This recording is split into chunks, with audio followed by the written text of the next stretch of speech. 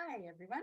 I'm Dr. Karen, and I'm here to talk about a really great subject that doesn't get a lot of airtime, and that is the gut-skin connection. We actually have two skins. We have an inside skin and an outside skin. So let's talk about the inside skin first, because you know how much I love talking about gut health. So I have my little model Gutsy here that I love to take with me when I'm educating. Here's the esophagus, the stomach. And from the stomach is the small intestine. And then from the small intestine is our large intestine, around 25 feet long. And lining this intestinal wall is a skin, sometimes called an epithelium. In fact, the small intestine is one cell thick, which is pretty amazing. And one of the interesting features about the small intestine here, straight from the stomach, is this is the site of absorption of our nutrients. So once food materials come from the stomach into the small intestine decides what stays in the body and in our bloodstream and what gets excreted out of the body. So this one cell thick layer plays a very important role, and it's somewhat fragile. You can imagine one cell. Imagine these, my fingers are cells. And these cells have to be really, really tight so that if we don't want something in our bloodstream, that passes right through the small intestine and gets excreted out. And if we have inflammation, or we've eaten a lot of food preservatives, a lot of refined sugar, we can get what's called leaky gut. And leaky gut happens in the small intestine, which is where the cells might become a little loose and things can get into the bloodstream that we don't want. And that can create inflammation. And guess what inflammation does to your body? It can show up on the largest organ of the body. And what might that be? Our external skin. So this is such a crucial link between our gut and our inner skin and our largest organ of our body, our outside skin. So everything we do to support gut health is supporting our skin. So let's talk about very briefly, because I don't have a lot of time, but very briefly, the things you can do, the 4 things you can do to support gut health. And this comes from a functional health perspective, where we're really looking at root cause.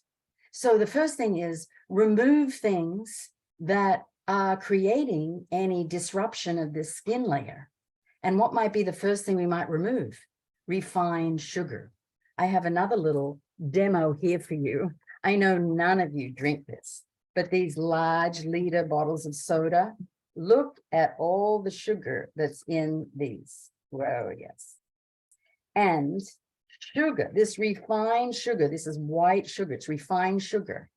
What it does is it does increase inflammation of the body, and it shifts our blood sugar and it shifts our insulin levels, and it can set up an inflammatory response in the body, and it can disrupt this intestinal lining. So the first thing to remove is high refined sugars as much as possible. And you might recognize this little box that I have because of the color. There's no names, but you might recognize it. And don't forget, they used to have lots of sugar too.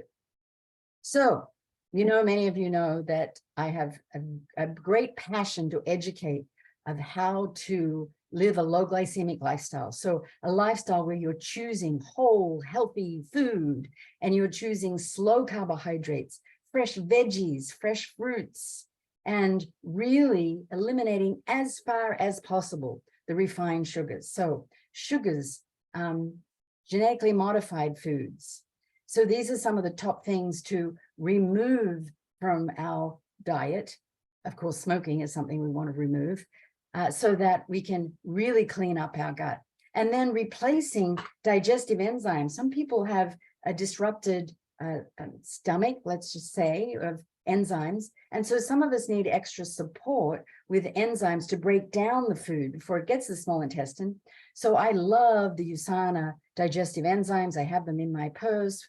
I have them when I travel. It just helps with that digestion process. So replacing the digestive hormones, digestive enzymes. And the other is the microbiome, rebalancing the microbiome. This is a word that is everywhere in medicine now, all these microbes that live inside of us that play very important roles.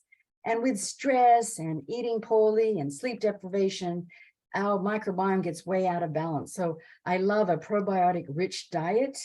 If you love sauerkraut, that's great, fermented foods.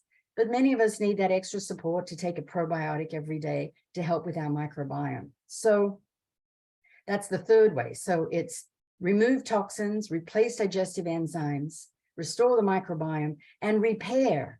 So many of us are deprived on a cellular level with stress. We just don't have the raw materials, the nutrients and the minerals in our cellular mechanism to be able to have our body work efficiently. So I am a big proponent of making sure everybody has a high quality cellular supplement that really supports the body's optimal health. And even if we eat a diet all organic, it's still very hard in the environment that we live to really get the nutrient support for our body to be working optimally. So we're needing that support with repair. So those ways are the best ways to support good gut health. Of course, stress affects the gut because this is our second brain, and our second brain registers everything we think and feel. So if we're stressed, our gut is going to be stressed and it's not going to be working properly. And here in our large intestine, which is just amazing how big it is, this fits inside of us somehow. I'll put the stomach aside. Look at all of these. Look at this colon that just keeps coming and coming and coming. There's a lot. Oh, this one is a little twisted here. It still this all fits inside of us. It's just amazing. And here's the end. So this is where we remove substances that we don't want. And one way to tell if you have a healthy inner skin, gut health, is if you have fluffy floaties, or if you have a stool that is like a ripe banana. It's smooth, it comes out easily, at least 1-2 bowel motions every day. And this tells me that your gut is working, that your inner skin is being supported. So with a good gut health, that supports our outer glow, our external skin. Now, that's not where it ends, because our external skin is also a conduit for things to get inside our body, which will then affect our gut. So it's a two-way street. So if you are putting products on your skin, and the average woman uses about 16 personal care products on their body every day. You think about it: shampoo, conditioner, shower gel, body lotion, all the personal care that you use on your face, cleanser, toner, day cream, night cream, eye cream, body care. So on and on we go. So do you know what are in these products that you are using? Because if there are chemicals in these products, these are going to get absorbed into the body through our external skin. And just think about, in pharmaceuticals, we use skin patches as a site of absorption into the body. So it's very important what you put on your external skin. And that is why the Celavive line is such a powerful way to really be sure that you're getting high quality botanicals on your skin. And the whole line that I use, the cleanser, toner, day cream, night cream, eye cream, exfoliating scrub, and mask, the sheet masks. I know that these are all high quality plant-based products that are safe for my external skin and hence my internal skin. So you want to be really sure that this gut-skin axis, this connection between your inner skin and your outer skin, is working effectively and supporting your overall health. And that word inflammation, which is a key word when we're talking about any kind of symptoms, because anytime your gut is disrupted, such as leaky gut, that inflammation can precipitate many different symptoms in the body, one of which is on the outside of your skin, but other things like joints, emotions, every aspect of our body. I mean, Hippocrates said that the gut is the is the cornerstone of our health. All disease begins in the gut. And I believe that every dermatologist needs to really be asking about gut health. It would be a very important thing to do. So I hope just talking about this and having a conversation or an awakening about this connection between the internal skin and the external skin just makes you make some new decisions.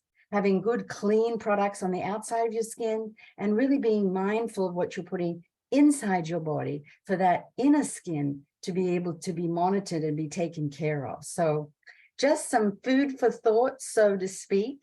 I hope this has helped. Certainly let me know. Shoot me some comments. Have a conversation about this. Let's share this with other people that don't think this way. And this could really support them in their health. So don't keep this a secret. Share away, make comments, reach out, and let's keep this gut-skin axis conversation going. Bye for now.